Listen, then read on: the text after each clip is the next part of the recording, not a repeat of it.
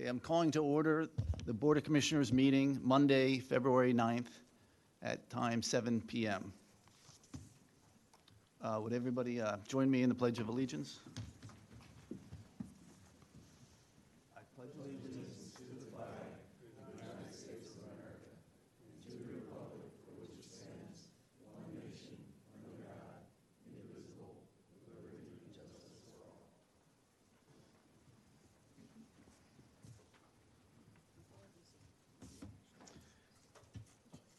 So we're going to start off with an oath of office for the Treasurer, Rob Armstrong.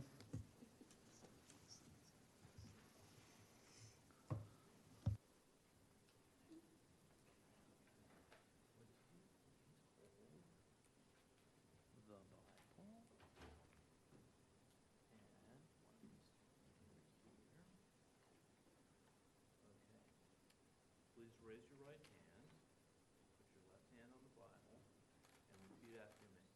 I, Robert Armstrong, do solemnly swear that I will support, obey, and defend the Constitution of the United States, the Constitution of the Commonwealth of Pennsylvania, and the Home Rule Charter of Radnor Township. And I will discharge the duties of Treasurer of Radnor Township with fidelity. Congratulations.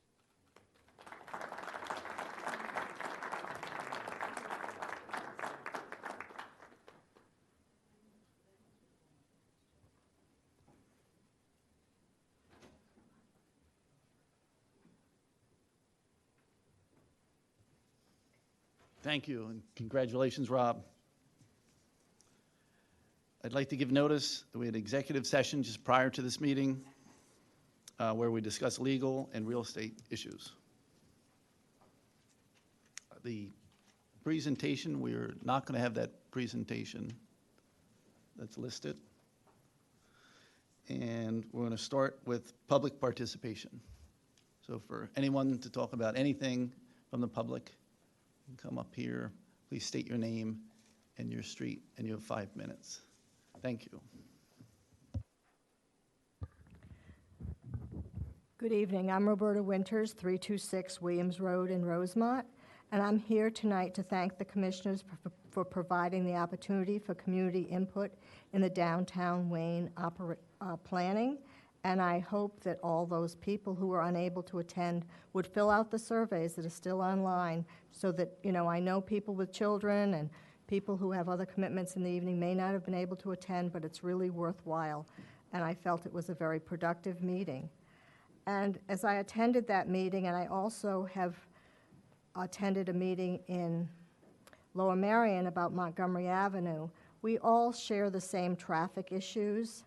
And I think that it really behooves the commissioners to look at a comprehensive study of the traffic in Radnor Township, and that's particularly important when you look at the kinds of developments happening in our nonprofit institutions, as well as the kinds of housing and regular residential development that we see. And I know that it makes a difference.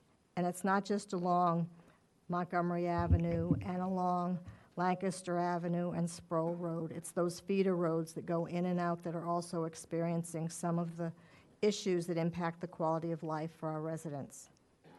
And finally, I wanted to mention that I also saw in the Philadelphia Business Journal, and I think it's been in other places as well, that Villanova has also purchased another 8 acres on 1250 Gulf Road, and I would hope that the university would be providing some planning for the future and make the commissioners in the township aware of their future plans for development in that area, as well as the other campuses that they now have, because I think it will impact all of our community. Thank you. Thank you.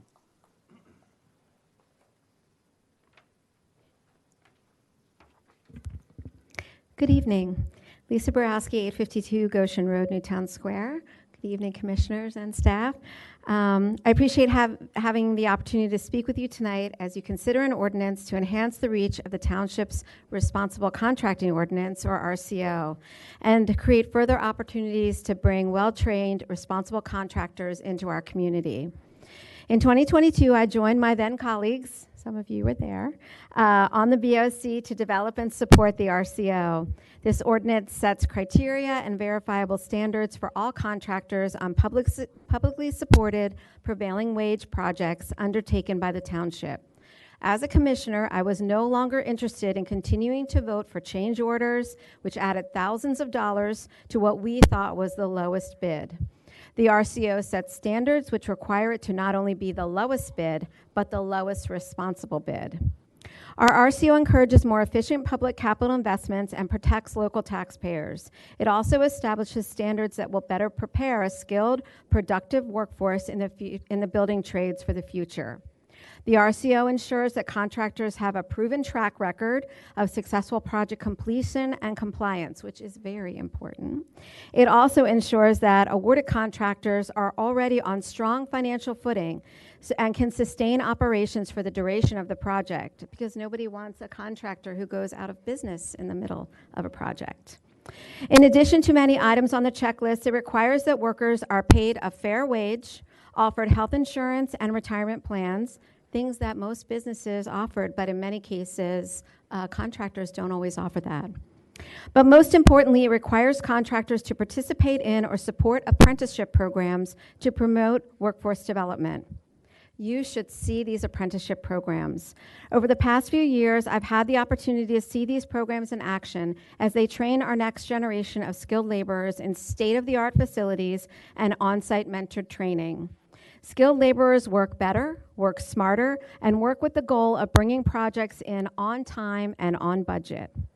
We enacted our RCO to help eliminate change orders, so as a board we could clearly say, when we have voted to award a project at a certain cost, that is what the project will cost upon completion. Studies have shown that RCOs increase speed and efficiency, promote equity for contractors, particularly minorities and women. Additional benefits also include lowering safety risks as trained contractors are on site doing the work, and project delays and cost overruns are reduced. As you can tell, I am passionate about the benefits in RCO.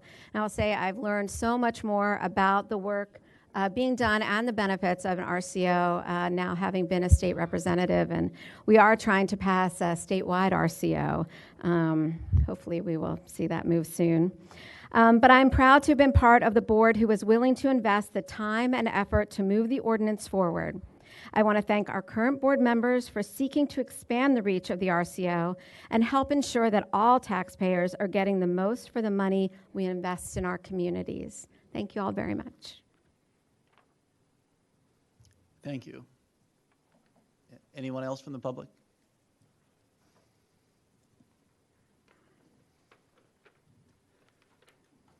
Good evening. I'm Mike Packer. I live at 30 Farriston Road. My comment is about the eminent domain at the Valley Forge Military Academy. And if it were to be a rec center, what I think I've read, I'm concerned about the traffic. Historically, the military academy had very little traffic. The students did not have cars. So if it's a rec center, I think it would bring a lot more traffic on roads that are not well equipped to handle that. I think the Eagle Road is a dangerous intersection at Radnor Street, and to put additional traffic at nighttime, I think is really not a service to the community. So. We don't really do back and forth, but I wanted to ask you to reach out to me just so that we could have a conversation offline. After tonight? Or? Yes, please. Sure. Thanks. Thank you. Anyone else?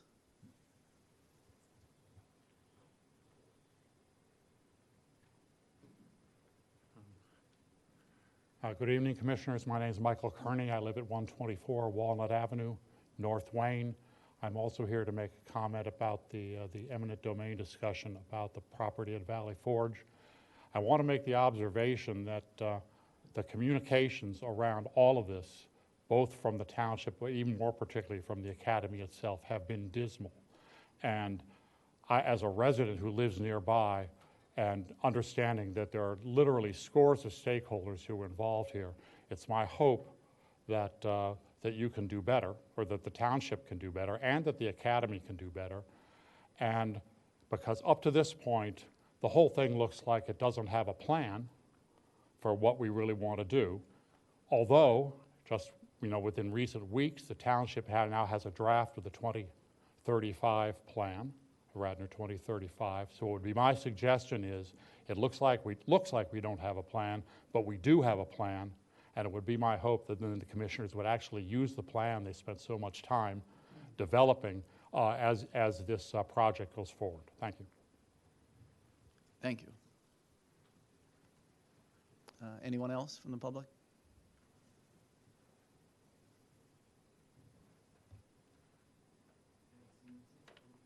Seeing none, going to the consent agenda. Does anybody on the board or from the public want to pull an item?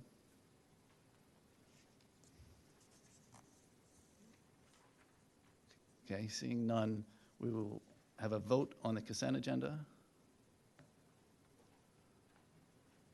I move to approve the consent agenda. Second. So we've had a motion and a second. Okay, all in favor for the consent agenda? Aye. Passes.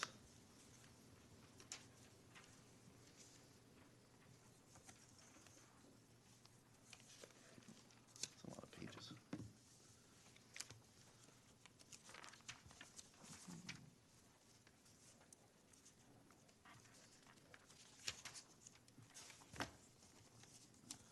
Okay, now to the business agenda, 3A, appointments to boards and commissions. And for the first one is Al Murphy, Business Advisory Committee, first term ending December 31st, 2029. Can I have a motion for, So moved. Second. and a second? And we have a vote. All in favor? Public comment? Oh, sorry, thank you. Public comment. Thank you so much.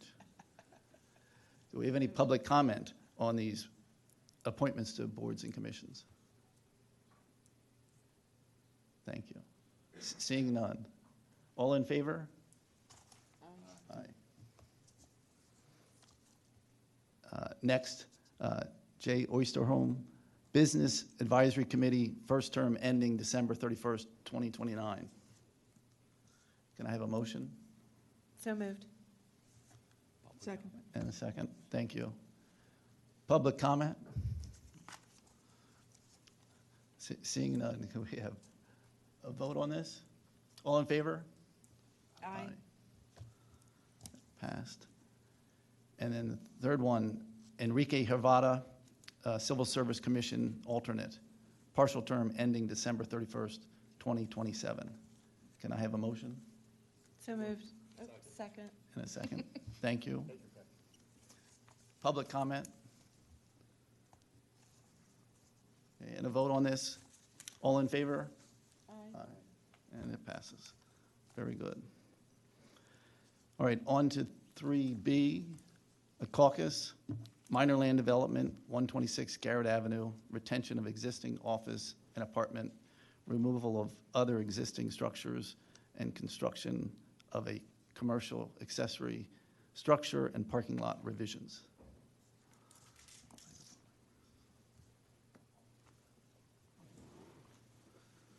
Evening. Nick Cornelia, representing the applicant here.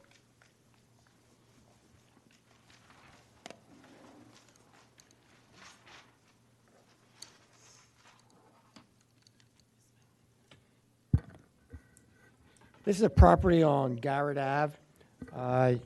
You may be aware, basically, Garrett Avenue is, I'm sure everyone's aware, is between Conestoga Road, this location here, and Lancaster Avenue in this location here.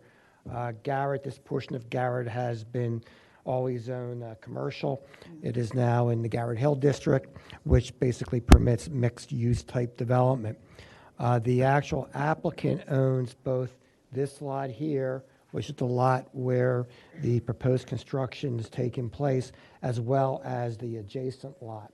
On the lot that is where the proposed construction is taking place, currently we have a building that looks like a residential home on the front in this location. It has a small office as well as an apartment, a two-bedroom apartment. In the rear of the current lot, there are 2 garages that will be removed with this construction. The proposal calls for the construction of a building in this location. It's a building that will be run by Kevin Leslie, whose dad or the company owns the lots. Kevin is a former rower at St. Joseph's University. The proposal, this is a single-story building, and what it will be doing is training rowers as well as giving them guidance as far as college application is concerned. I'm sure everyone's aware all these sports now have specialized training as well as help with college-type education. So the proposal here is to construct this building in the rear here. The building in the front will remain. It will have a small office, as we mentioned, as well as a 2-bedroom apartment. The zoning board granted relief on this because under the new Garrett Hill Code, it's considered as 2 principal uses, being the structure here that's being constructed as well as the front building. The zoning code the zoning board required that 14 parking spaces be installed for this proposed use. The waiver request is for curbing around this site, as well as showing all the buildings within 500 feet of the property. We do have a plan here, a photograph that shows the properties within that area that should suffice for that request for the waiver. Kevin is here. He can further describe the use. It will be basically rowing type machinery in here. The zoning board also placed a restriction on it that no more than 8 people at one time could be training in the building as well. All the training will occur inside. And as I mentioned, in addition to the training, it will also be guidance and counseling regarding college applications and college admission issues.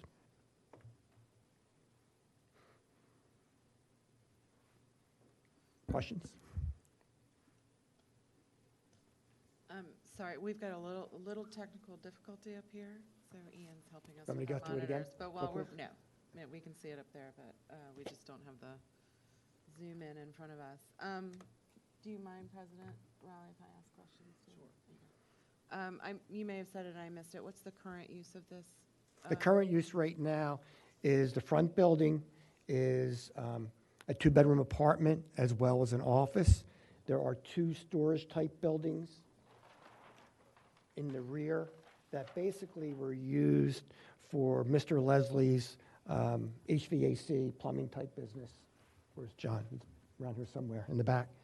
They would be removed and then be replaced by the approximately 1,200 square foot single story facility. And how many parking places? 14, and that's what was required by the zoning board. Zoning board wanted, actually the requirement's only 12, zoning board requested 14 as part of the condition. And my last question for now is how many people are there on site at any given time? Like how many people are trained? Sure. The cars are parked. What's the? Remember, most of the people that will be here, well, I guess they could be driving. They could be high school age students. The zoning board put a max of 8 training at any one time, on the use. And I think Kevin, I don't know if it's just be you, Kevin, or is it you're going to have an assistant too? Just.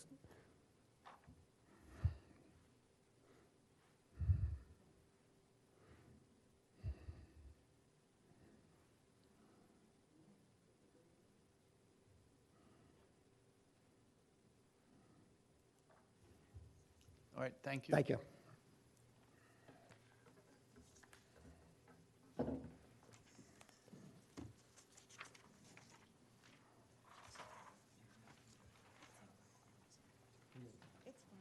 weird that it's all three of these. They're all on one, right? Yeah, that's all right. We can look up there. Thank you for joining. Appreciate it. Thanks, Ian. Look, we get to see all the scratches on the table. Yeah, that's a good camera.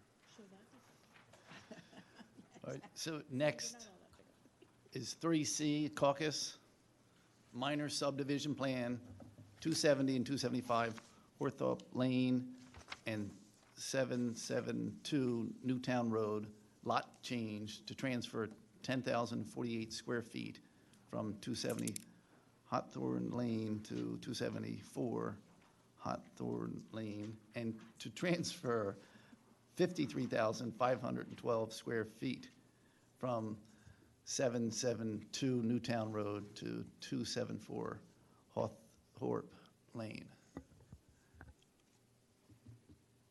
Thank you. Good evening. My name is Brian Matson. I'm with Shot Group. We're the engineers who prepared the plan. So the proposed plan includes 3 existing properties within the R1 residential district. All 3 properties are owned by the same owners. The plan is to change lot lines between the properties. No development is proposed as a part of this plan. About 1,200 square feet is proposed to be transferred from 270 Hawthorpe to 274 Hawthorpe, and about 53,000 square feet is proposed to be transferred from 772 Newtown Road to 274 Hawthorpe.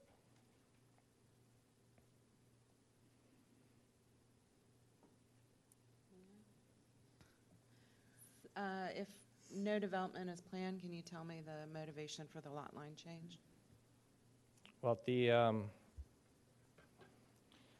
transfer from 270 Hawthorpe to 274 is this triangular area in this section, and the purpose of that is there's an existing loop driveway that services 274. This change will place the entire driveway within the property limits of 274 Hawthorpe, whereas currently now a portion of this driveway is on the property of 270 Hawthorpe. And what's the structure or is that a tennis court on the? Yes, the only feature currently on this property is the existing tennis court. And the tennis court is for that house? Correct. It's the tennis court that goes with that house? Yes, these 2 properties essentially operate as one single property, but they're on 2 separate lots. And then what's the use of the third property currently? Single-family residence on 772 Newtown Road. So the majority of the properties on Newtown Road, the rear lot line is in this area. This proposed lot line change will, put the rear lot line of Newtown Road to more closely resemble the other properties on Newtown Road. All 3 owned by the same No, property owner? No, these are separate ownership.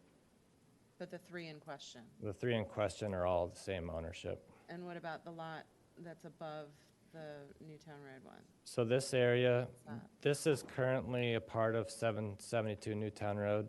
This is the area that's being transferred from Newtown Road to 274 Hawthorpe Lane.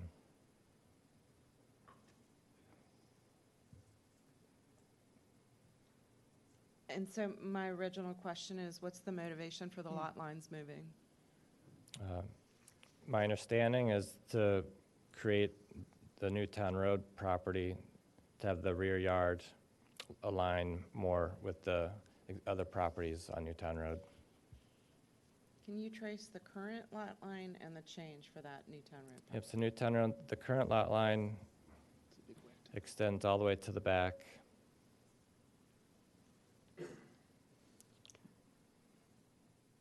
So with these lot line changes, the Newtown Road one doesn't have much yard, open space, whatever that Yeah, that back end of their, yeah, so Newtown Road is currently a little bit over, almost 2.5 acres. With this lot line change, it'll still be about 1.2 acres.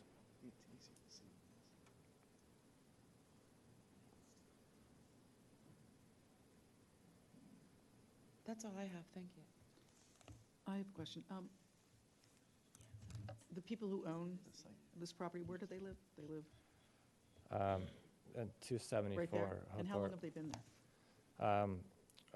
This year, I believe, Just- or 2025. So just about a year, or maybe not Yes. even a year. Yep.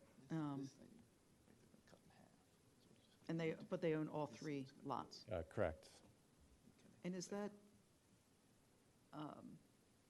is that another residence, the red brick, not red brick, I'm sorry, it's reddish. In this area? No, down. You're getting warmer. All right, here? There we are. There we are. Yes, yeah, this is the existing residence for the Newtown Road property. And that's not where they live over in the other property, right? Correct. That's weird to me. Is Sorry. that, are both houses occupied? I'm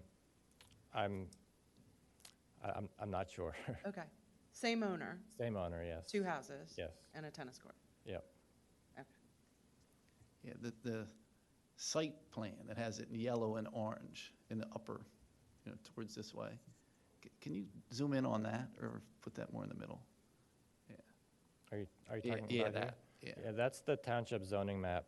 yeah. So the yellow area is the R1 zoning district, and the 3 red hatched properties are the properties in question. Yeah. And the red one to the farthest right is the one you're cutting like in half. Yes, this is the Newtown Road property. Yeah. And then, so the top part that's left is joining with the other one coming off of the house and the tennis court spot. Yeah, so essentially the revised lot line would cut across here. Yeah. All combined, how many acres then would that be? Between all 3 properties, it's about 5.5 acres between the 3 properties. Yeah, not including the one that's adjacent to Newtown Road. Yeah, so the Newtown Road property and both the Hothorpe Lane properties combined is about 5.5 acres. Sorry, just one more, I guess I'm still a little confused. Are you going from 3 lots to 2? Or No, are you going it's- from it's- 3 lots to 3 lots yes. in different shapes? 3 lots to 3 lots in different shapes. And what's the motivation for the lot line changes, other than reshaping them? The purpose of this lot line change is to place the existing driveway entirely within the one property. And that's all that you're asking for there, is just that corner to go? Correct. That's the lot line change, it's just that corner This, on the left? this triangle here is the lot line change. Okay. Is there a reason why the amendment, so I have not looked carefully at our zoning ordinance in order to double check this, but off the top of my head, I would expect that this would not meet setbacks for the driveway. So is there a reason why the lot line couldn't meet the setback requirements if it's going to be changed? We can look into that, but it was my understanding that the driveway will meet any setback requirements. I don't have a scale. I'm looking at what's on the board, though, and I'm assuming that the dotted lines, the dotted light blue lines are the setback requirements. Yeah, for the building setback. The building lines. Yep, okay. the driveway, the Yeah, driveway I don't does, have a scale. maybe you could dimension that driveway so we can actually see how far the driveway is off of the lot line, because it looks like it's literally riding the line, and it would be odd to me if that was consistent with our ordinance. But again, I have not reviewed the zoning ordinance, so maybe just next time when you come back, you can educate us on it. all right, yeah, I don't believe that the driveway, that there is a setback requirement for the driveway. Okay. Caucus is my opportunity to ask dumb questions. All right. Is there a reason you're just not asking to get rid of the line? So if you wanted that driveway, and and the people, the driveway one and the tennis court, that's all one property, right? That's two separate properties. Well, I mean, it's all the same owner. I'm sorry. Correct, yes. Right, same owner. Why wouldn't you just take the, instead of moving the line, just take the whole, go from 2 to 1? I mean, it's currently its own property, and I believe the owners would like to keep it as its own separate property.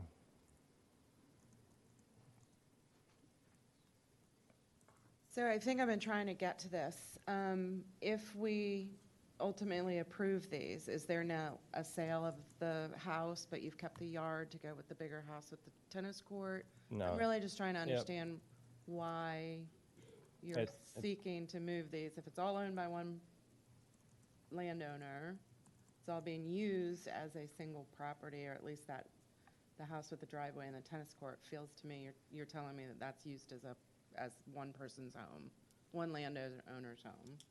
So I guess I'm just trying to get to the source of wanting to go through all of this trouble with rezoning, reformatting lines. And if it's just, if it's to prepare for a sale, that's fine. I'm not trying to trick you. I No, just want to know why you're doing this. I don't have they haven't, I don't have any information on what Understood. their I would future love to plans have are. something, a little bit more information about the motivation of going through this exercise to move lines around Yep, the I next mean, time you come. this all-in change does not grant them any additional development rights. I believe they would like more yard area on the 274 Hothorpe line is the reason for that transfer. And to make the Newtown Road lot more consistent with the other lots on Newtown Road. Okay, and so, maybe you don't know this either. Currently, the house on the right in the long parcel you're asking to split, do the people who reside there use that, is that currently considered their yard for their use, their land for their use? This area in the back? Yeah. Yes, this is currently part of the Newtown Road property. Okay. Okay. Maybe a little bit more clarity when you come back. Thank you. Okay.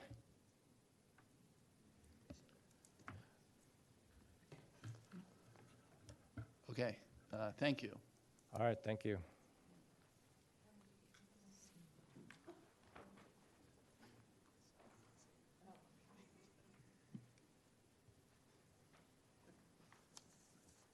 This one I might throw to John.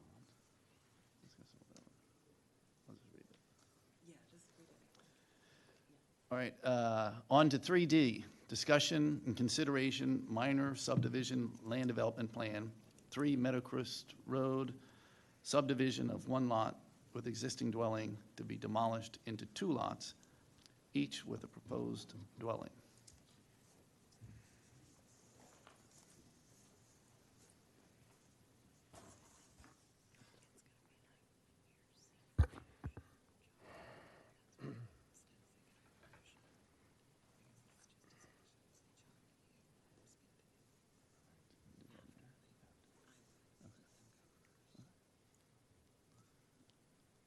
Evening. Thank you.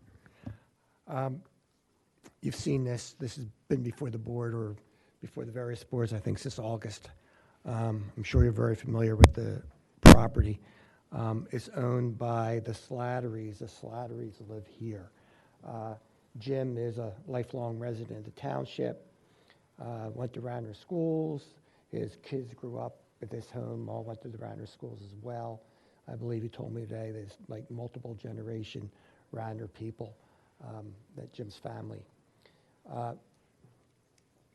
Approximately 2007, his mom wasn't doing very well. She was living in Bryn Mawr at the time. She had some physical disabilities. He decided to purchase this lot across Meadowcrest Road from him and house his mother there. When he purchased the lot, he was informed that it is possible that it would be subdivided in the future, and he told me today that he probably paid a premium for it since it was a subdividable parcel. His mom was living there until she passed away. What we've proposed here is a 2-lot subdivision There were a couple issues raised initially regarding location of rear yard. That's been resolved. Regarding number of homes on private roads, that has also been resolved and no longer appear in the comments from the township consultants. You have Chew Lane in this area here, Meadowcrest here. Both are private roads. They're not township-owned roads. As you know, there is opposition from the neighbors. Really, they just want to see one home on the lot. It's just not feasible for us to proceed in that manner. During the course of this project, Jim has agreed to move the driveway from this location to over here in this location. He has put the setback 30 feet from the property line. The setback here, the side yard setbacks in this zoning district are 15 feet. We understand that the house adjacent is less than 15 feet from the property line. But this proposal has increased the setback from 15 feet to 30 feet so that we're doubling the setback. So in effect, you're having 30 feet between the two homes, which would be, if they both conformed, that would be the requirement. There's a couple waivers requested. Whether they're needed or not is some question. There was a request by the township to widen the cartway here. Remember, again, this is a private road. There is no township right-of-way on this road, but the applicant has agreed to widen the cartway so that it would be 23 feet on Meadowcrest as well as 23 feet on Chew Lane. The other waiver requested was the 500-foot requirement of showing all structures within 500 feet. Again, there is a map included with the plans that shows all the structures within 500 feet. The other waiver request was for curbs and sidewalks around the property, in that there are no curbs or sidewalks anywhere in this location here. So they were basically the waivers that we're requesting. Again, you know, if the board has any questions, I think everyone's pretty familiar with the plan, but certainly we're willing to answer questions. One other thing. Last time there was a question raised regarding the size of the buildings, you may recall. We have submitted a new plan showing the building size, and what occurred here is that the buildings have gotten smaller. There was an issue at one time during the drafting of the plans. The zoning table always had the proper building area, but what happened, the plans kind of broke it down into area for the building area, not including the garage, not including the patio. So that's why there was a smaller area in this area right here that we're pointing to. But actually now, this area, as you've seen on the plan here, you have the revision 6, which was 3760 for lot 1 and 3938 for lot 2. Lot 1's now 3,049, lot 2, 3,854.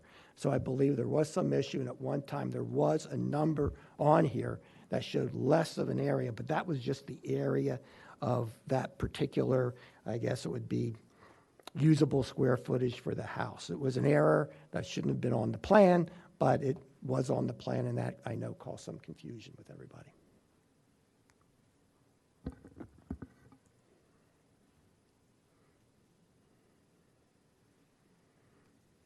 So I drove down there after one of the presentations, and I cannot picture how two large houses are going to go on that lot without such an impact on the feel and sort of the neighborhood as is. So it's going to be incredibly impactful to this very small little neighborhood. I am not at this point moved to provide any waivers. So I actually would like to make a motion to deny the waivers on this plan. I think I'm going to need a little help from our solicitor to perhaps guide me through some of the issues that we're being asked for. That the one is the road is not going to be able to take kind of the impact of these two large houses as is. So, you know, waiving any improvements and curbs and sidewalks, I'm not comfortable with. I think the widening of the road was a little bit of a give, but I just don't think it's enough. And I just think that the neighborhood would just be so changed by having two giant houses there. So Mr. Rice, Yeah, can you help me? the waivers and Mr. Cornelia read most of them, but from the review letters, the 500 feet is section 255.22B, and then there's 255.27C and 255.52, and there are curbs and sidewalks required. There's waivers requested for both of those sections. There's also a waiver requested from 255.27E, which is a private street right-of-way and horizontal and vertical alignments required for public streets. The other thing with waivers is you have an ordinance section 255.11, which is the same as the standard in the municipality's planning code. So it's not a hardship, but it's close to a hardship. So if you're denying the waivers, you're in effect denying the plan for failure to comply with those sections. So if that's the motion, then you need a second, you need public comment. But they would be the reasons for the plan denial. And so even though tonight we have this on as discussion and consideration, I can make this formal motion for a vote? Yes. Okay. Yeah. I am moving that we should deny the waivers on this project. Do we have a second? Second. Public comment?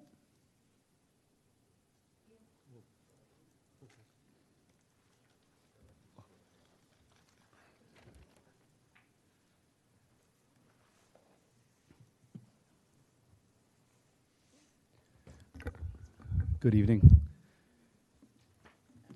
My name's Andy Goldenberg. I live at 11 Meadowcrest Road, Radnor, which is the property, it's not up there anymore, the adjacent property. We have a statement. We appreciate Commissioner Mulroney's comments. Speaking on behalf of my wife. So, as you all know, we're deeply concerned about the proposed development of 3 Meadowcrest Road, which we believe threatens the safety, character, and livability of the entire neighborhood. We've reviewed the updated plans, which were posted to the Township website before the January 5th meeting. While Mr. Slattery and his team may feel that the latest revisions are addressing neighbors' concerns, the changes appear to us to be driven more by commissioner feedback simply as a means to secure the green light to proceed. Despite these new revisions, our main concerns have not been addressed. The existing roadway is narrow and substandard, forcing vehicles onto private property and leaving inadequate space for delivery, service, and emergency vehicles. While widening to 23 feet improves conditions, transitioning from one long-time single resident to 2 4-bedroom homes would represent a considerable increase in usage. The subdivision does not meet with Radnor's street standards, and waivers should not be granted where public safety is at risk. Concerning precedent, once one property is allowed to reconfigure its lot for additional homes, what would prevent Slattery or other neighbors with similarly sized lots from doing the same? This could quickly lead to even more houses, further exceeding the neighborhood's intended and a reasonable density. As noted by Township Solicitor Nelson in June, Chew and Meadowcrest form a single narrow private road network with limited access and a maximum of 5 houses. With 7 homes currently, plus the proposal adding an 8th, the roadway is already overloaded, tasked with accommodating traffic well beyond its design. Just a few years ago, many local neighbors, including the Tolucci's and Slattery's, jointly petitioned this board to limit overdevelopment at nearby 117 Radnor-Chester Road. The board ultimately denied a proposal that, quote, maxed out property development in favor of a revised plan that was consistent with neighborhood character. Additional waiver concerns. Waivers are intended to relieve unique and unnecessary hardships, not to facilitate developer convenience or profit. They should not be granted if they compromise capacity or neighborhood character, nor when sought to remediate self-induced hardships. The claimed hardship is purely economic, created by the owner's decision to subdivide for greater yield. Even with proposed road widening, the plan relies on land across the street, creating a self-imposed hardship that exceeds the intent of a waiver. Granting the waiver would worsen an already inadequate road system and unduly burden neighboring property owners. I think we're echoing your feelings. Incidentally, their team mentioned, they use the term not feasible. We would argue that feasibility is not equivalent to desirability. And in this particular case, it's entirely feasible. It's just not what, it doesn't meet their economic goals. Neighborhood impact, overdevelopment and landscape changes. Actually, no, I want to move quickly through this. I think you mentioned that it sits at the center of our neighborhood.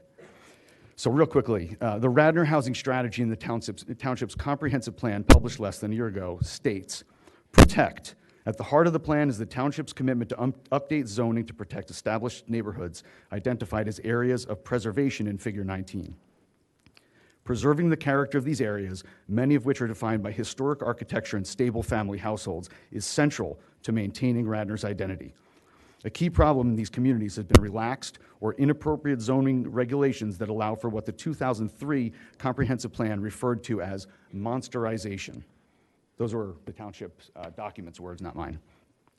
Respectfully, we ask that the board deny the subdivision and encourage development consistent with zoning standards, the comprehensive plan, and the township's stated commitment to protecting established neighborhoods. If Radnor and the Commonwealth of Pennsylvania are committed to protecting residents' property rights, they must consider all impacted parties. Requests for significant accommodations by one resident should not be granted if they come at the expense of others. Thank you very much for your time and consideration.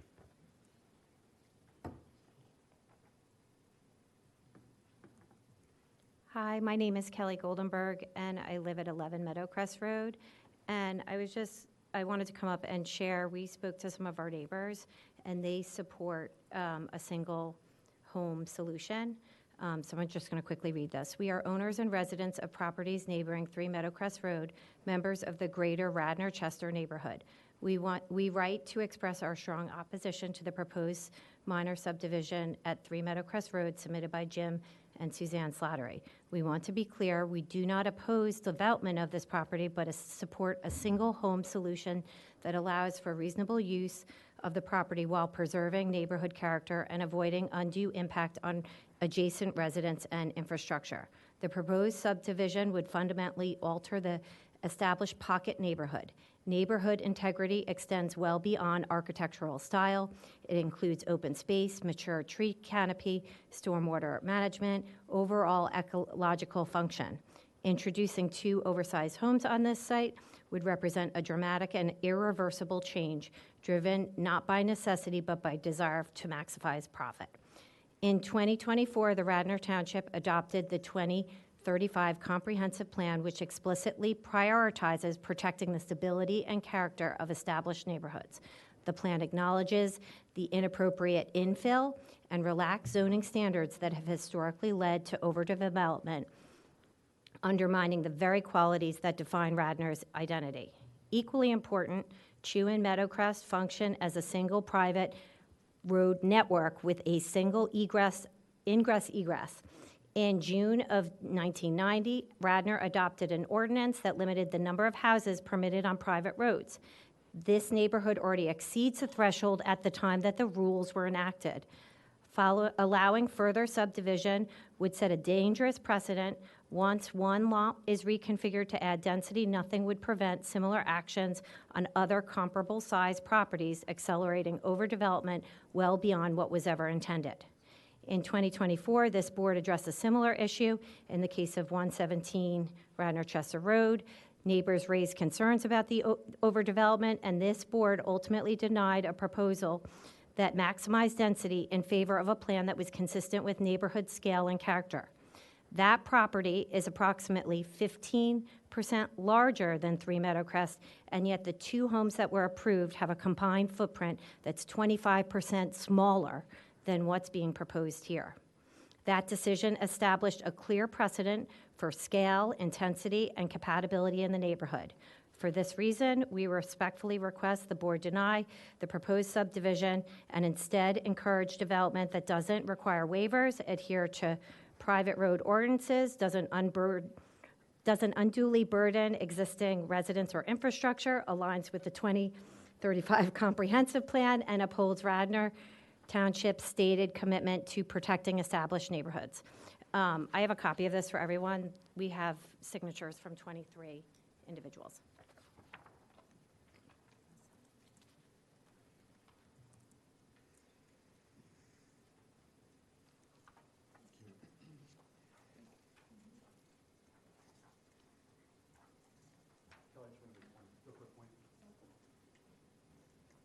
Minor correction. A lot of this was done digitally, so we do not technically have signatures, but we have approvals through and paper trails for all of these individuals. I don't want to misrepresent what their agreement was. All right, thank you. Any other public comment? Sorry.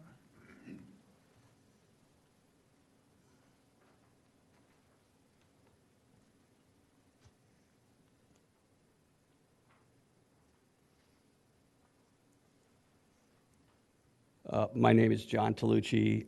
My property runs along this entire length right here on Chew Lane. I live at 113 Chew Lane. My comments mirror my neighbors and some of the other comments that have been made about the 2035 comprehensive plan, which was adopted in April of 2024, emphasizing preserving the stability and character of established pocket neighborhoods while channeling growth to more suitable areas.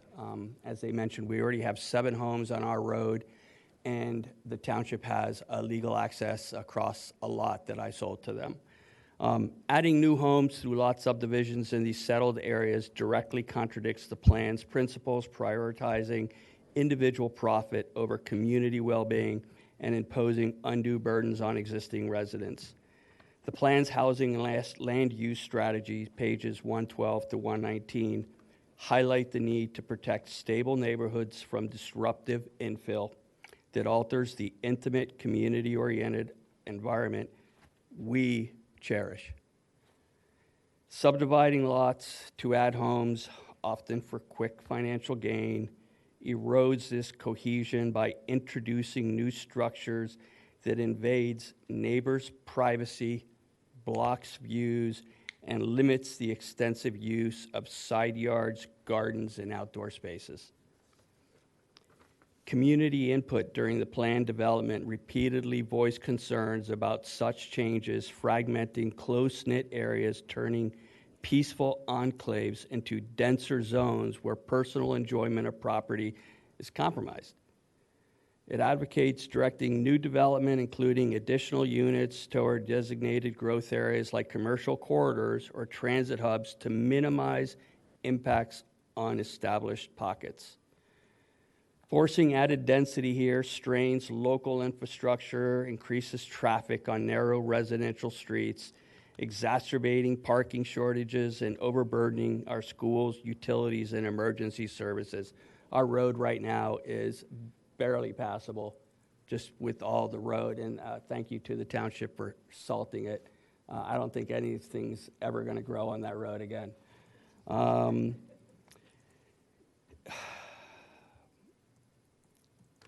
Issues the Radnor land plan seeks to avoid through focused management change rather than scattered subdivisions is the driver. Moreover, the Radnor plan promotes equity and accessibility by addressing housing needs without sacrificing neighborhood integrity. Subdivisions driven by profit often fail to provide affordable options. We see that all over the place. Instead, they heighten tensions among residents who value the existing low-density lifestyle and don't want to lose it to opportunistic redevelopment. In essence, Radnor 2035 champions smart, targeted growth to sustain Radnor's appeal, allowing added homes in established neighborhoods, not just ours, ignores this, favoring one neighbor's buck over the collective right to maintain a stable, undisputed, or undisrupted community environment. I think we need to uphold the plan by preserving these pocket neighborhoods by keeping them intact. Thank you for your time and consideration. Thank you. Make response. Yeah, just let me do Oh, I'm sorry. board comment first. I had one item quick. Moira largely echoed what I was going to say, or I guess I would echo what Moira had to say, and I won't consume the board's time with it. I do want to give a shout out to Nick and the applicant. It's clear to me that the homes have been revised. I wish that I had seen this plan in the past. That being said, I am nevertheless stuck with there is a ton, obviously, of neighbor opposition to the plan, and we're being asked to grant waivers in order to permit a development which is ultimately a commercial venture. In order to grant discretionary waivers, I'm going to ask that there be greater engagement with the neighbors in order to bring that into compliance with what they are looking for. I think that there is room for a plan that makes everybody happy, but we just haven't gotten there yet. Any other board members? I echo both Maura and Jack. I understand the Slattery's desire to develop, but again, it changes the character of the neighborhood with great neighbor opposition. So if you can work with the neighbors to come up with something that's good for all, that would be very helpful.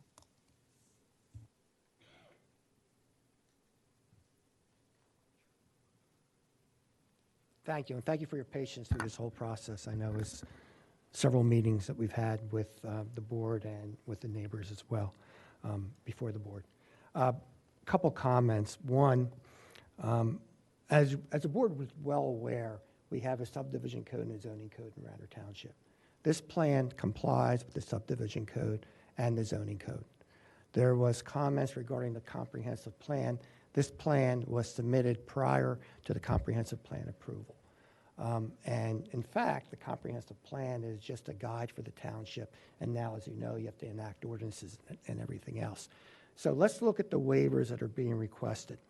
One waiver is the township stated they wanted additional cartway and right-of-way on this private road.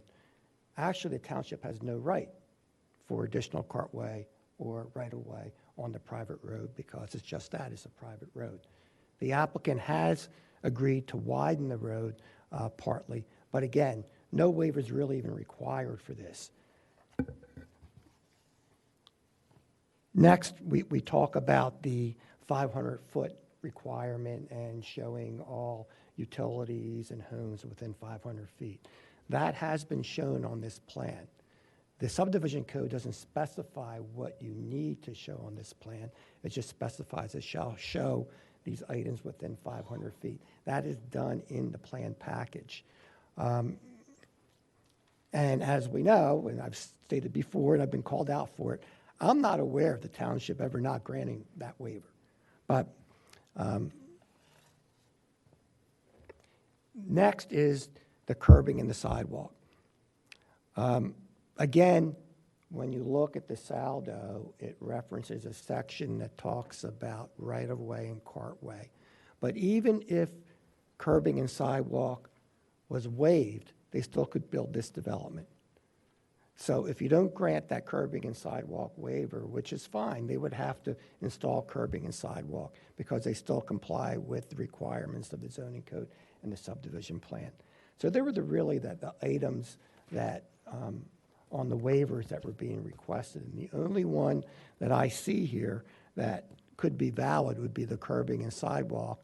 And if the township required or denied that waiver, then the applicant would have to decide whether he wanted to proceed or not. That's all I have. Yeah, go ahead, Jack. Yeah, I am the person who just said that I think that there is a plan that everybody can get behind, including the neighbors and the applicant. I do want to say that I hope that there will be conversations, but as sort of a prelude to that, we are not a board of unlimited jurisdiction. We are obligated by law to approve plans that comply with our saldo and our zoning ordinance. Right now, the applicant is asking for waivers, and I hear, Nick, what you're saying in terms of they're always routinely granted. It doesn't establish a precedent. There's still waivers. I would tell you gotta tick the boxes. There is a by right plan that this applicant can build. It may not be a by right plan that the neighbors want. And if we say no to a by right plan, the Court of Common Pleas will say yes, and the Commonwealth Court will say yes. I don't believe this is that by right plan, but I would encourage in the course of negotiations between the neighbors and the applicant that everybody bears in mind that there is a plan that you may not like, that he can build, and we kind of got to find something that everybody can live with, knowing that that stalking horse is out there. All right, thank you. Yeah, there's been a motion and a second. We're going to take a vote on that. All in favor of the motion? Aye. Aye. So the motion passes.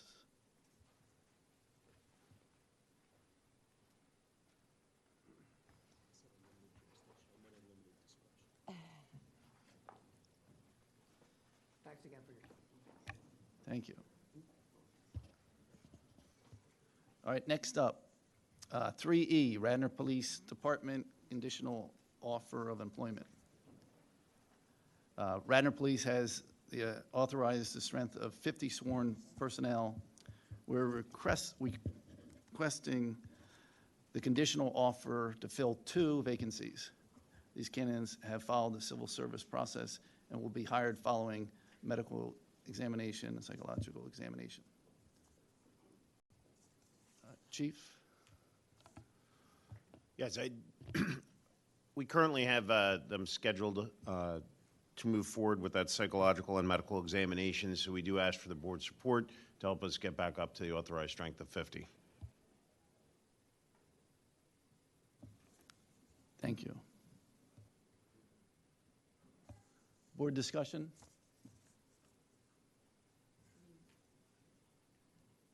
Any public comment?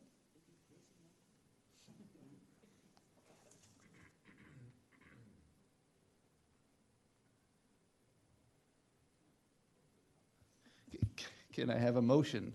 So moved. And a second? Second. Thank you. All in favor? Aye. All right. All right, moving on. 3F, Resolution 2026-13, authorization to enter into a purchase and maintenance agreement with Celebrate, Inc. for the installation and maintenance of mobile device extractor and analyze software at the cost of $20,995 for 2026 to be funded from the general fund.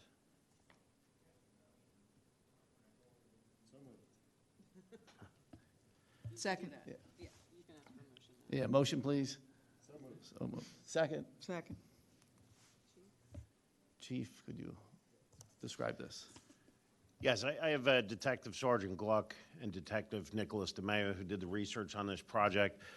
This is technology, as you know, is constantly a race, and there's always new and exciting developments, but that also sometimes can create issues for us solving crimes and needing to stay with the times. We are asking for the support. This would help us download cell phones and access them under lawful order only, of course, and we would like to proceed with that. We don't currently have that. Right now we have to rely on other agencies, and basically there's a backlog, and many people have very legitimate reasons to also have these items downloaded. I think it gives us a professional response, reduces our time of delay while trying to get information and capture evidence. And the technology, as it changes, it can hamper even obtaining any of that evidence, even if you get in the line or the queue. So this equipment would allow it. We do have our professionals here to give a more detailed description should you want, but I'll stop at that point to see where the commissioners would like to go. Commissioners, any discussion, questions? I'd like to have the more detailed presentation of this, if you don't mind. Yep. Sergeant Gluck and Detective DeMeo are going to come up and And could you include in that how often this is an issue?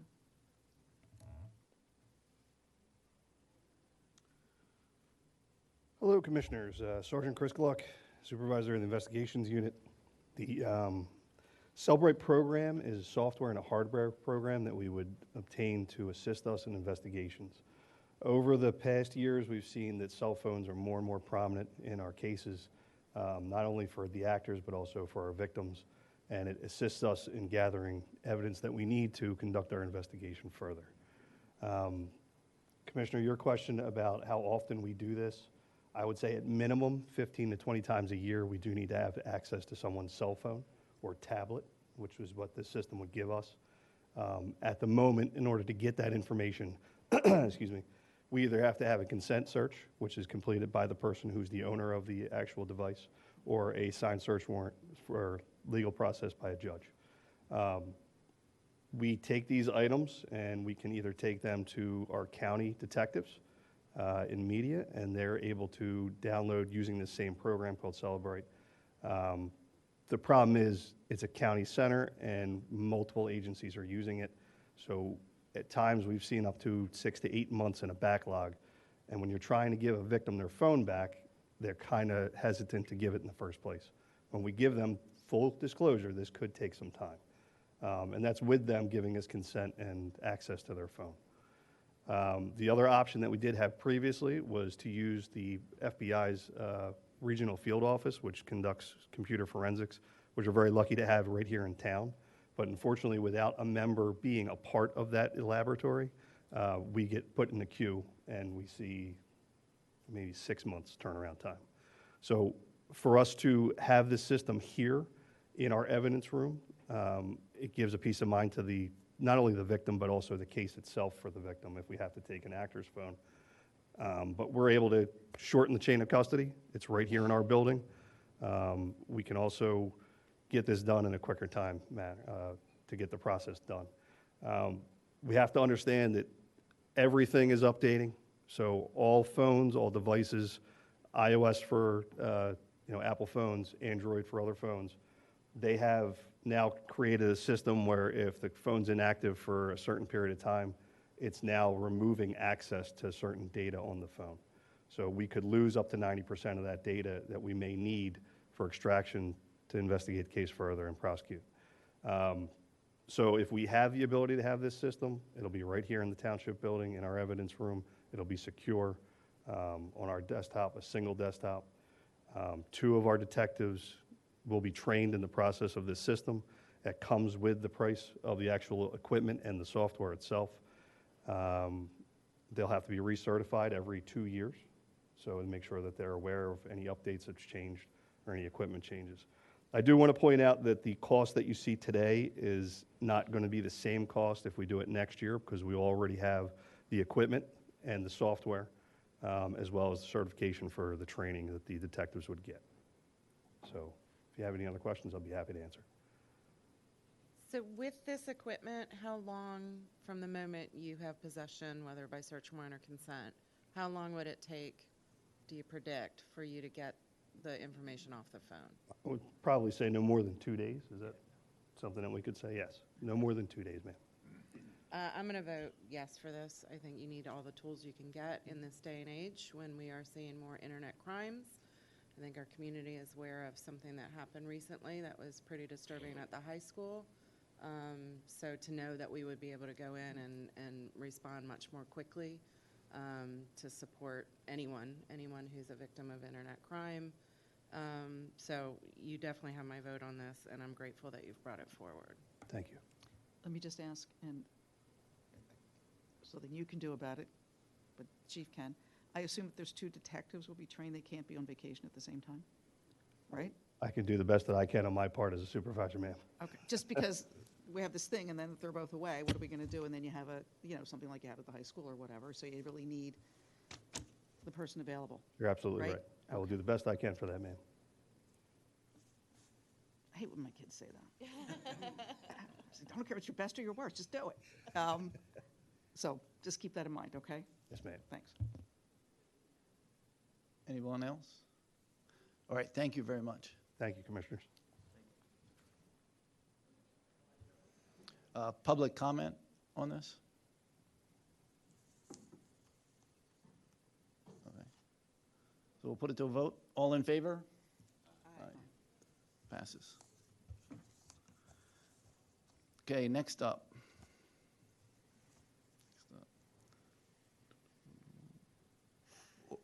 3G, ordinance 2026-02, adoption. An ordinance of Radnor Township, Delaware County, Pennsylvania, amending the Radnor Township Code of Ordinances, Chapter 145, Contractors, by adding a new Section 14, application of this chapter to discount fees. Can I have a motion? So moved. A second? Second. Thank you. I have a proposed amendment.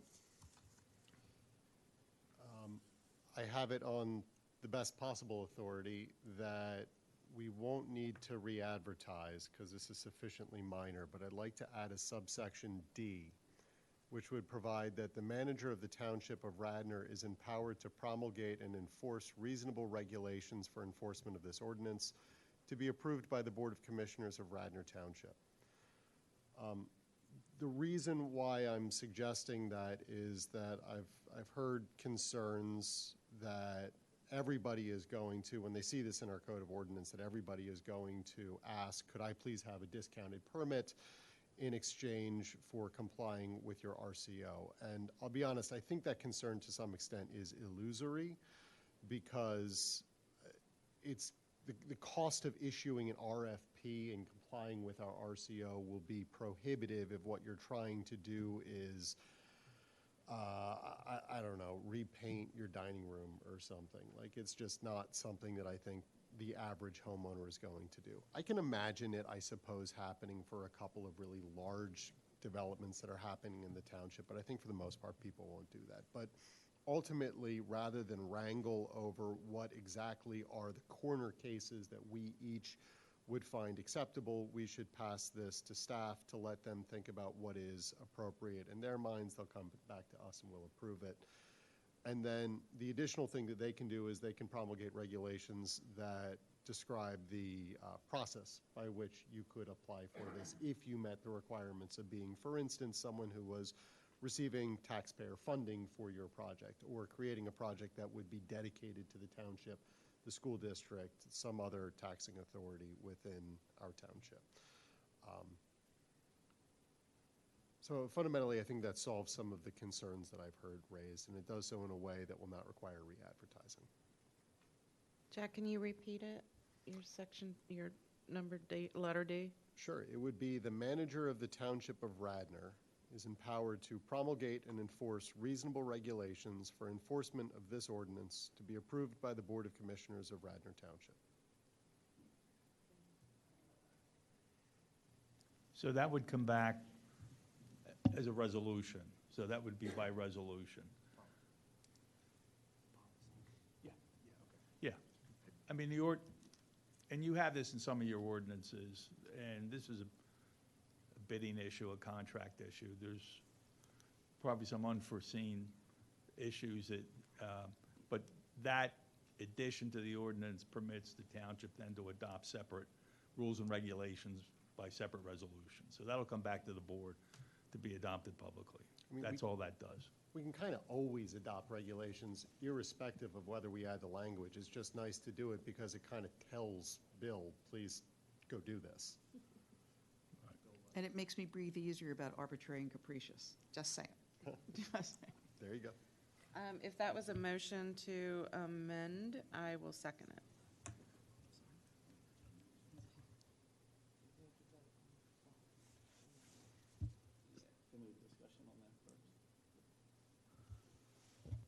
So we have a motion and a second discussion from the board.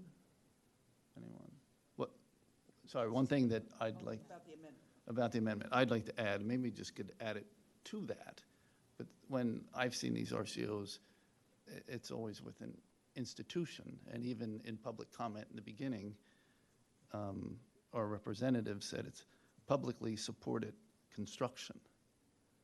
It's not some private person doing it or private spot doing it. It's publicly funded. And that's what our RC current one is doing. So when we first had it, without the added amendment from before, that made sense, or that's what I'd seen before. Adding it to everybody, I have not seen that except for us.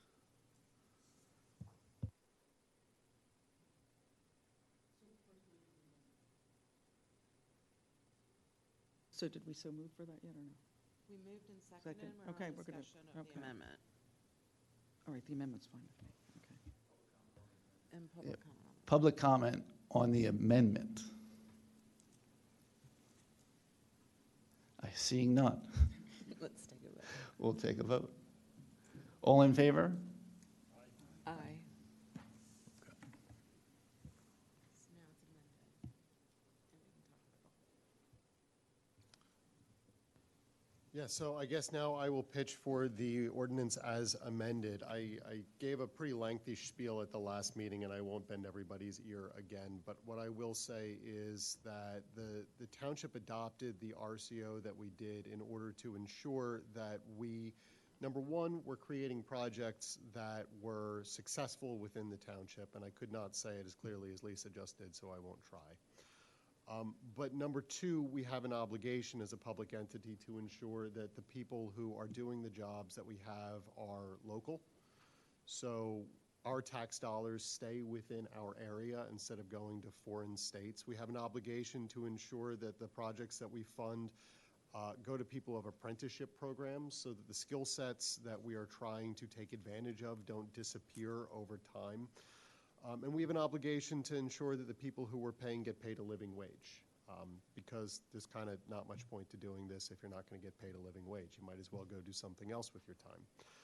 If we're going to support an applicant for a permit by giving them a discount, and honestly, it only makes sense to make this application if the discount that you're asking for is hundreds of thousands of dollars. So we're functionally investing in the project to the tune of hundreds of thousands of dollars. For all the reasons that I think that the guy who wants to tack a deck onto his house is not going to come to us and ask for a discounted permit. I think that the people who will come are asking for a huge discount. We're investing. And if we're going to do that, I want to ensure that the goals of our RCO are met in the projects where we hand out discounts in the same way as they would be if we were directly funding the project ourselves, because we essentially are funding the project.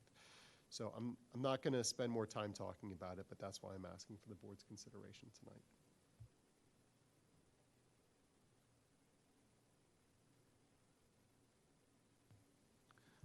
So a motion on the whole ordinance.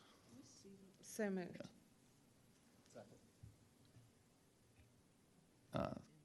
Yeah, discussion, board? So I just want to make sure. We got a second.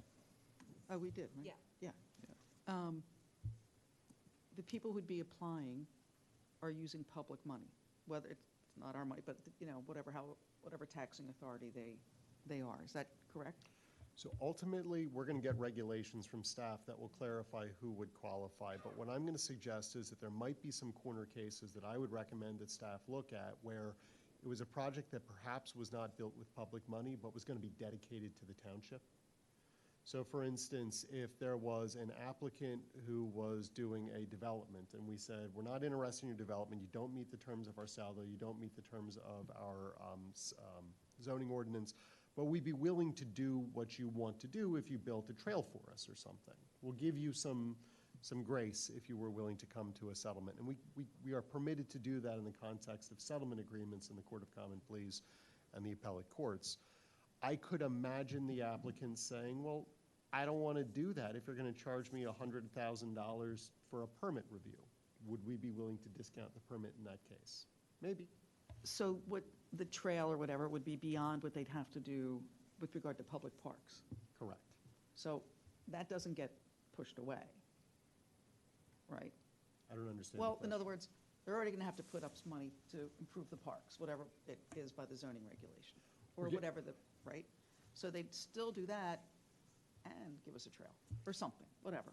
We're getting pretty deep into the details Well, of the I'm application, I'm but trying yes, to yes. negotiate, talk myself into letting non-public entities have this. That's why I'm just trying to, I'm not happy about it, but I'm not going to say no to everything because non-public entities would be involved. Yeah, I think 99.9% of the time this was going to be applied, and I think it will be sparingly and rarely applied. I think that the people who are going to be doing it is us, the school district, the Commonwealth of Pennsylvania.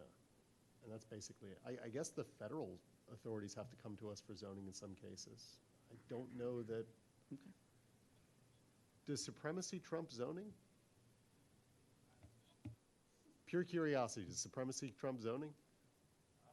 Sometimes they do, and Okay, well, sometimes it might apply to the fence, though.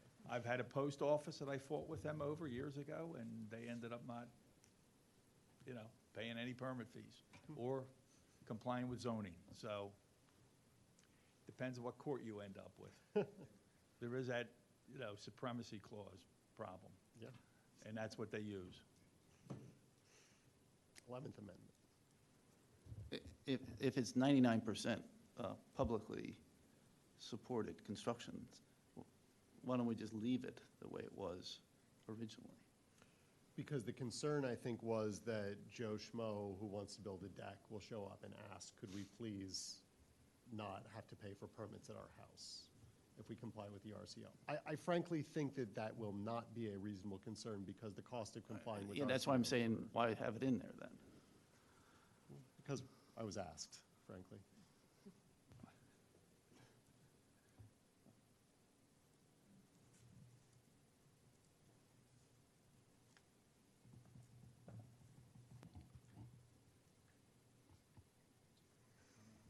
Public comment.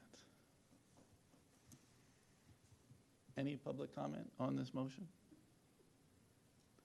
Okay, seeing none, we'll put it to a vote. All in favor?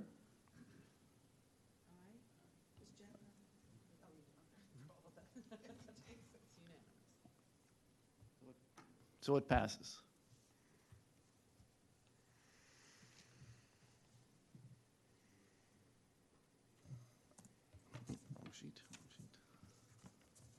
All right, next up, 3H, ordinance 2026-03, adoption. An ordinance of Radnor Township, Delaware County, Pennsylvania, amending the code of the Township of Radnor, Chapter 280, zoning, to amend Section 280-122 of Article 21, signs.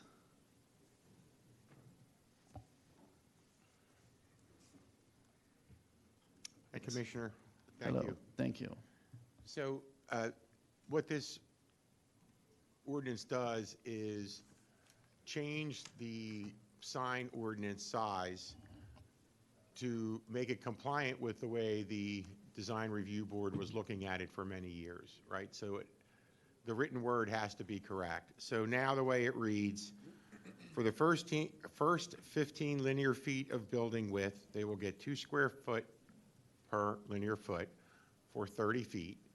For each linear foot thereafter, they will get 1 square foot, not to exceed 50 feet. So this was introduced a month ago. Tonight would be adoption. We are hopefully recommending that the board adopt this so the HARB can continue as they have been. All right, thank you. Can we have a motion for this? So moved. And a second? Second. Thank you. Commissioner comment? Public comment? Seeing none. All in favor? Aye. Aye. And it passes.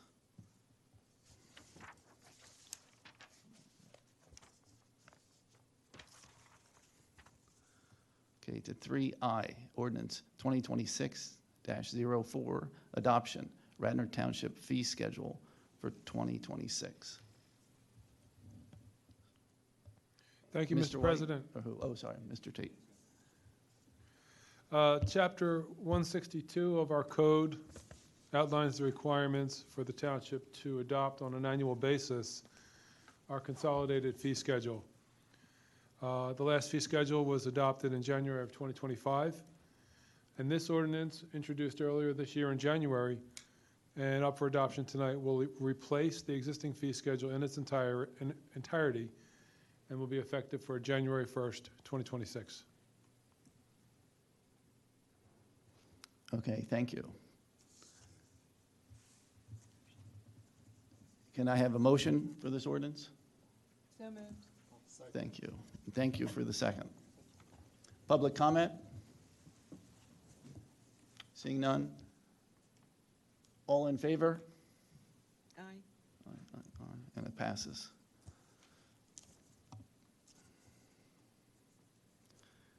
3J, ordinance 2026-09, introduction.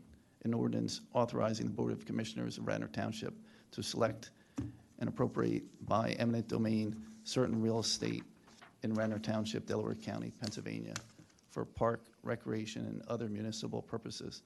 Also authorize the institution of eminent domain proceedings for the acquisition of land from Valley Forge Military Academy Foundation, the furnishing of security for the payment of damages in accordance with law, and the ability of certain officers of Radnor Township to act for it in all procedures and actions required by eminent domain code.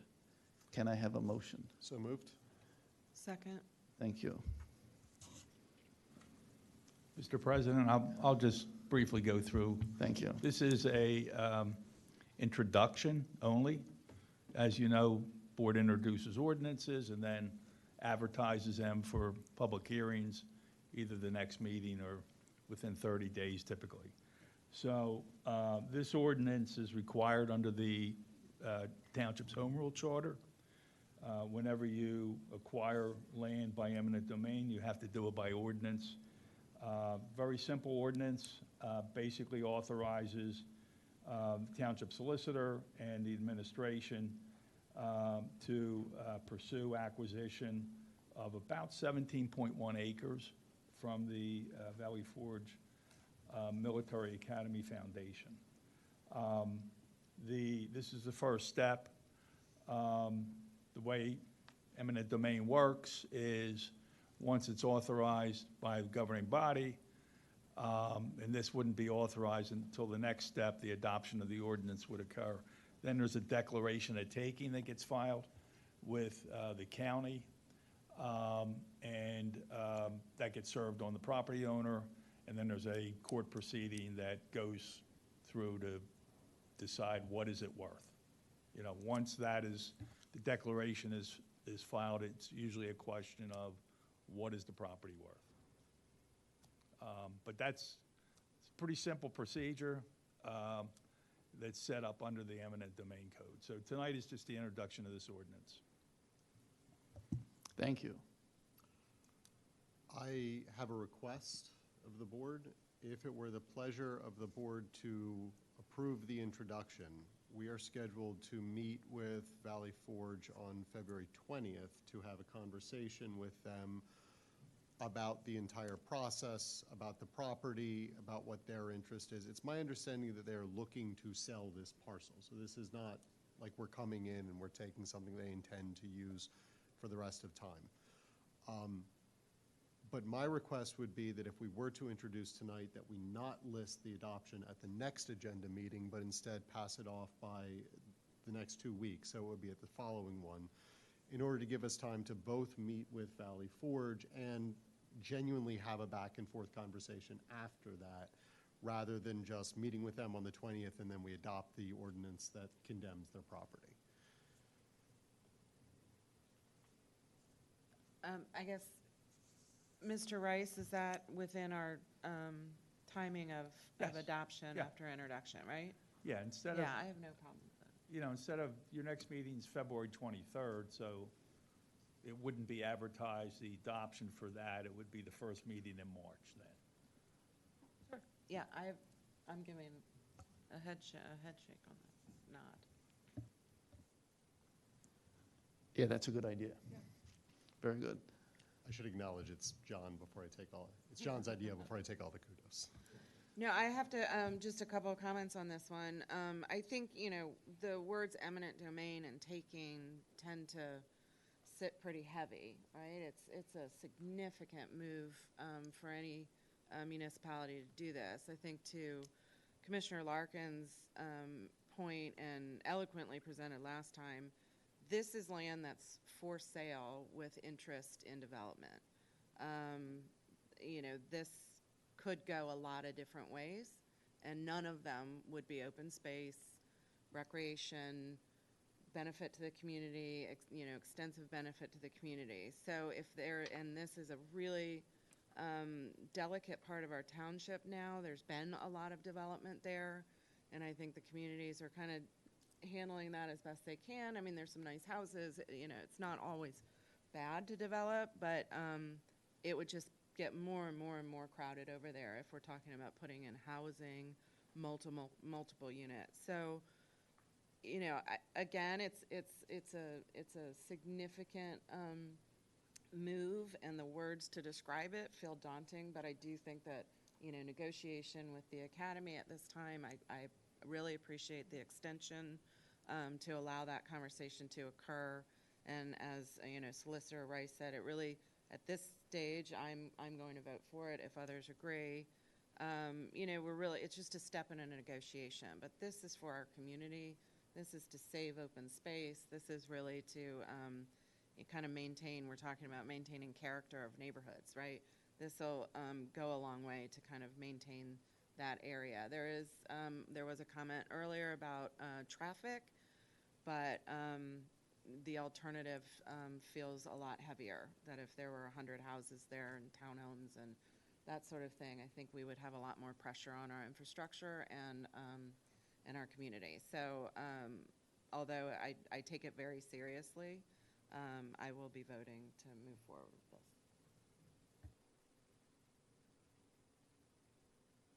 Right now, we're voting to put it off to March. No, we're going to vote tonight for an introduction, but we wouldn't do adoption for a month rather than just 2 weeks from now. That's my understanding. Am I right, Solicitor? Any other commissioner comment? Public comment? Good evening, Commissioners. I'm Phil Rosenzweig, Silverang, Rosenzweig, and Holtzman. I have had the privilege of being counsel to Valley Forge Military Academy Foundation for the past 26 years.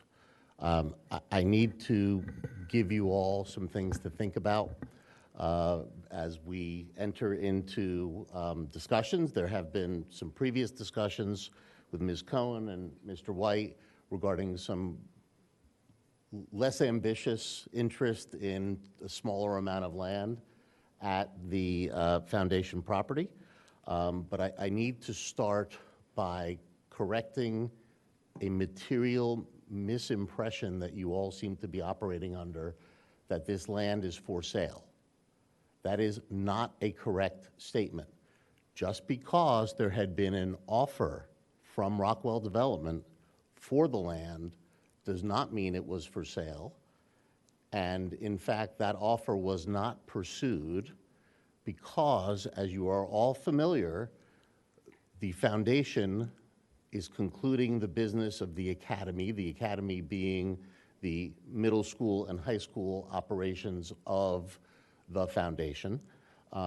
We are completing all operations of the academy this year, so there will be no further education of cadets on that level. And the offer from Rockwell did not understand the fact that now that the foundation will be operating the college, which is approximately 100 cadets who are sponsored by the United States military and who have federal backing and federal purpose for the training of young officers, that the land in question, the land that you believe is for sale, which it is not, is mission critical for the operations of the college because it includes the mess hall for the college, it includes the gym and training facilities for the college, and we would not have been able to transact a deal with Rockwell on its terms without materially impairing the operations of the college on the campus. So please understand, and again, I'm trying to present information to you because we'll be having hopefully many discussions, that you're under a wrong impression. You also don't know that the Rockwell offer was $20 million. And I will demonstrate that to Mr. Rice. Mr. Rice, to be fair to him, asked me for that number multiple times. I was not authorized by the board to share it at that point in time because it had been declined. And we really didn't want to create the impression that this land was in play. But nevertheless, I want to acknowledge that Mr. Rice, whom I've known for many years, did ask me I was unable to tell him. I apologize for being unable to tell him, but I'm now telling you. Similarly, any notion about what the per acre value of land at Valley Forge Military Academy Foundation is needs to be right-sized to the fact that, and this is public information, that we are in the midst of a transaction with Eastern University to sell all 33 acres of our land into different township, and the per acre cost of that land, commissioners, is much closer to $1 million an acre than you believe. Now, I can't reveal, because it is confidential, what the exact number is, but I'm hoping to transact that deal relatively soon. And when I do, it will become public. So please understand that if you're talking about 17 acres in Radnor Township, that is now roughly half of the remaining Radnor Township campus, that you're not just talking about a per acre valuation that may well approach $1 million an acre. You are talking about the replacement of a mess hall for 100 college cadets. You're talking about other facilities that would most assuredly go into the value of the land. And it is a tremendously bigger bite than you might otherwise believe. Now, we can have a discussion about what you really want and need. I look forward to that next meeting. I have a great dialogue with Ms. Cohen going. I have, meaningful dialogue going with Mr. White and Mr. Rice. Obviously, you all matter quite a bit, but I just need to kind of reset the table here as you go on this journey. And I want to respectfully suggest that you may want to wait more than just this introduction and 30 days as this process plays out, because it is much more complicated than you might believe at this moment in time. So on behalf of the foundation, we are urging caution. We are welcoming dialogue, but we want you to understand that a taking of this particular 17 acres would not only be significant just on a per acre basis, but would devastate the operations that we have, because the college is very vital. It is ongoing. We plan to operate it into the distant future. And there will be some supremacy clause issues involved, because the federal government does have interest in our ability to operate for our 100 cadets, and it may grow by another 20 cadets at the Radnor site. So I look forward to further discussion with you. That's what I wanted to share this evening, and I really appreciate your time. Thank you very much.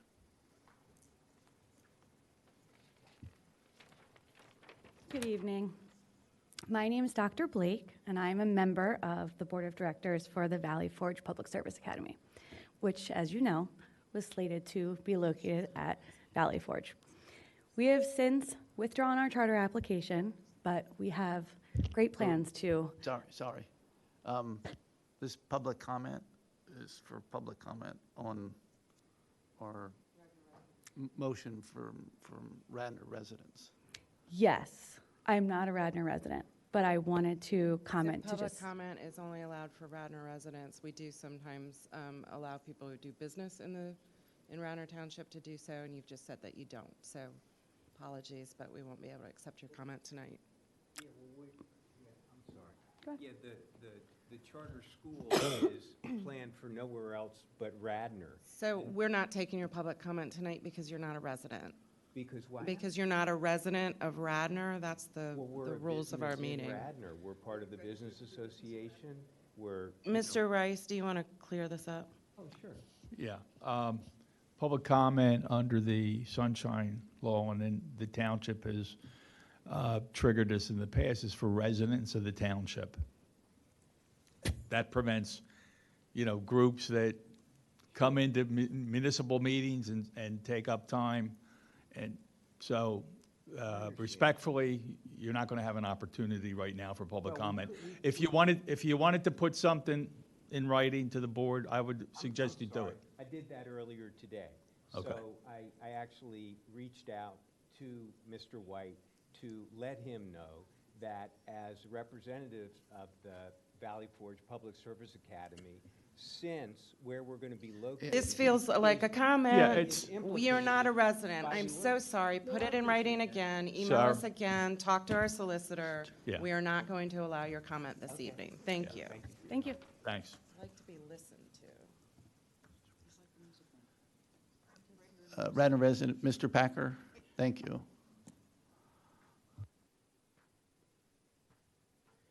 Hi.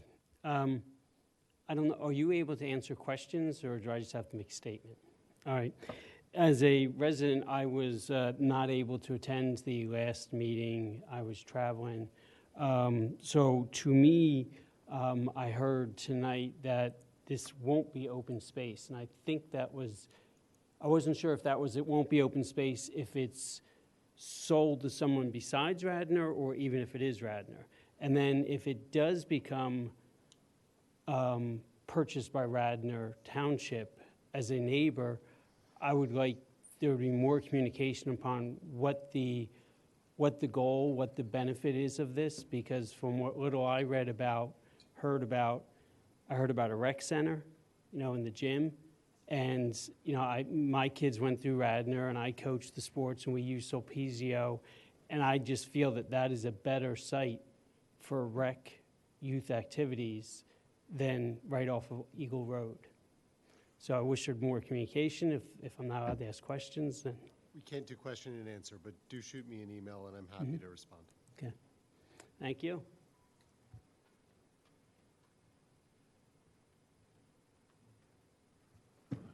Michael Kearney, 124 Walnut Avenue. Commissioner Larkin, I sent you an email about 3 or 4 weeks ago asking exactly these questions and complaining, like I did earlier, that the communications from the board have been really abysmal about this, as far as I think. You made a presentation maybe to the commissioners' meeting recently, but you haven't made one communication to any of your constituents that I know about. So please, and I also just want to give some props to the Academy at least. This is the first time I have ever heard anything in public from the Academy about what the hell is going on. So you all can do better, right? And the fact that you have a meeting scheduled for a discussion on February 20th, well, that's great, but who's going to be at the meeting? Thank you. Thank you.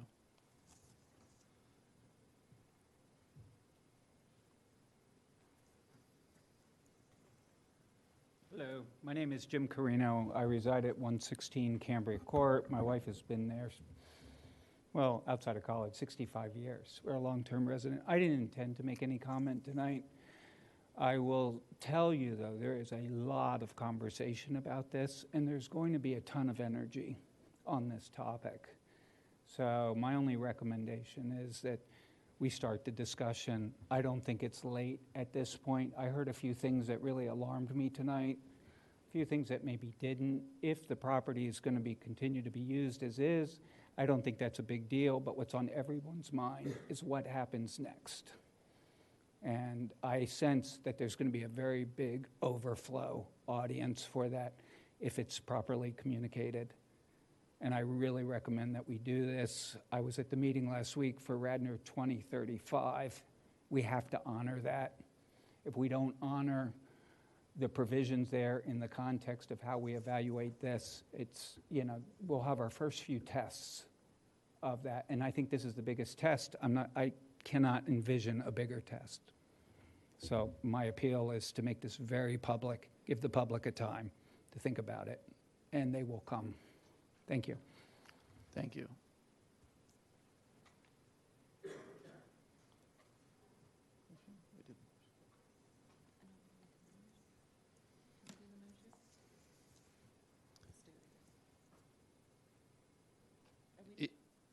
So we had a motion on this.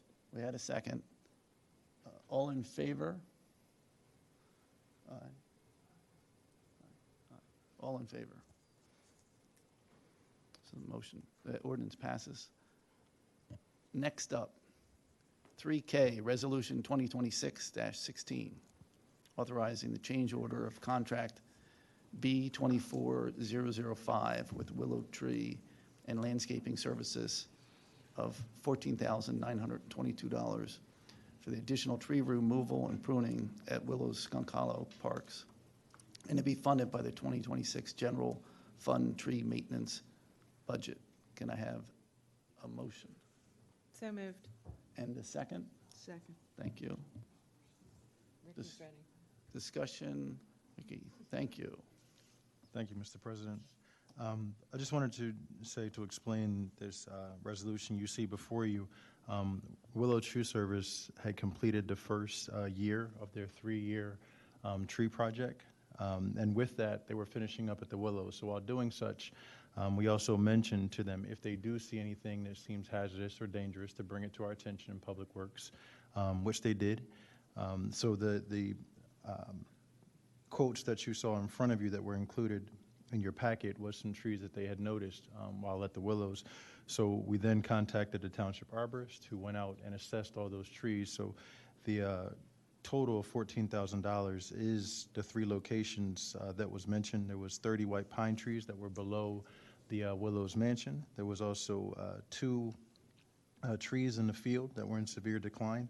Also a 56 caliper oak that was in decline, and that also took in pruning of 3 trees. So there's a total of 33 trees to be removed and 3 trees to be pruned.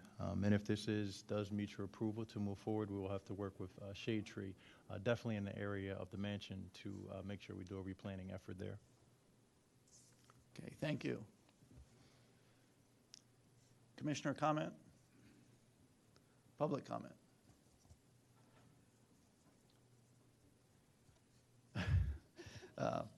And so we're voting on this resolution. All in favor? Aye. Passes.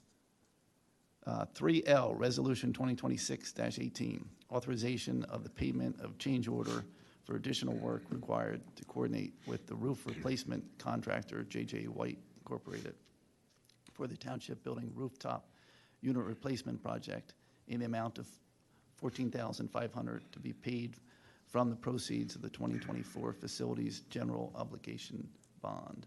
Can I have a motion? Second. And a second? Thank you. And Mr. Norsini, thank you. Thank you, Commissioner Riley. So this is, everybody's aware, we're doing the rooftop and replacement and solar installation here at the Township Building. So now is the time to replace our rooftop units. They're past their useful life.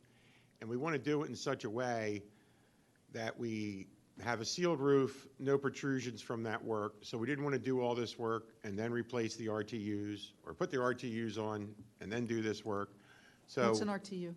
Rooftop unit, I'm sorry. You know we love our acronyms. So during the design stage of this, we needed to move forward with that, understanding that we would have to come back to this at one point, which we did through Bob Hale and the appointed contractor, J.J. White, who's on CoStars. So this is to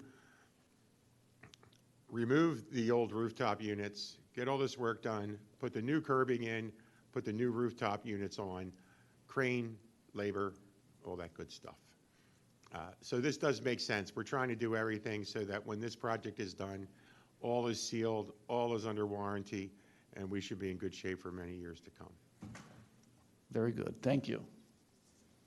Any comments?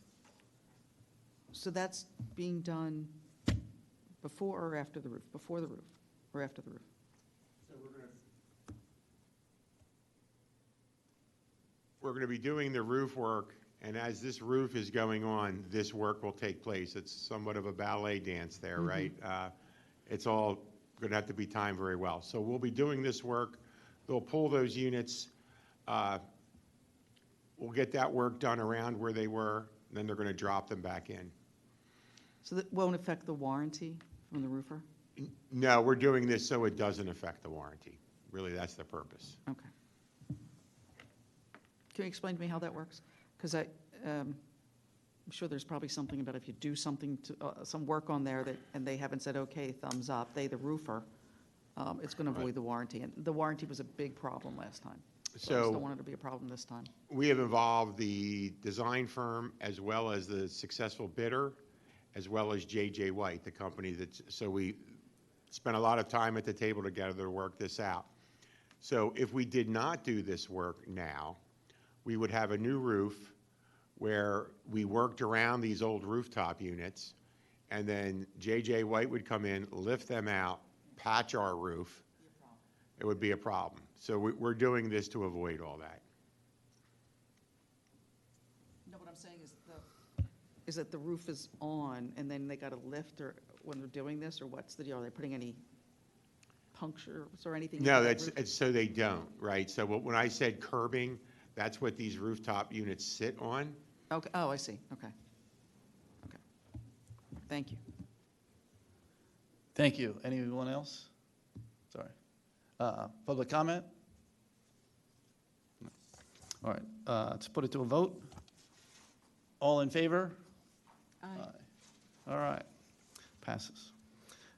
3M, I need a motion to appoint an Assistant Zoning Officer, Steve Norsini, P.E. I move to appoint Steve Norsini as the Assistant Zoning Officer. I'd like to hear a little more about his character. And a second? Second. I think he doesn't have enough to do, so I'm not sure, it's a good idea. I don't think we can rely on him to be around. Public comment? No. Okay, let's put it to a vote. All in favor? Aye. All right, congrats. But you have to move out of your office. You get in the queue. Reports from board liaisons. Anybody? There So you go. at the next commissioners' meeting, a representative of the Environmental Advisory Committee will do like a 15-minute presentation on gas leaf blowers and whether to phase them out or not, the positives and the negatives, and that's about that. Sorry, at the Board of Commissioners meeting or at the, oh, good.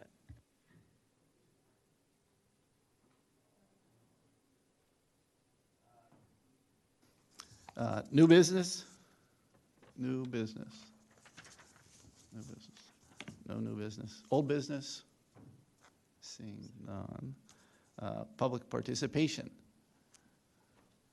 Seeing none. Okay. Motion to adjourn? So moved. And a second? All in favor? Aye. Aye.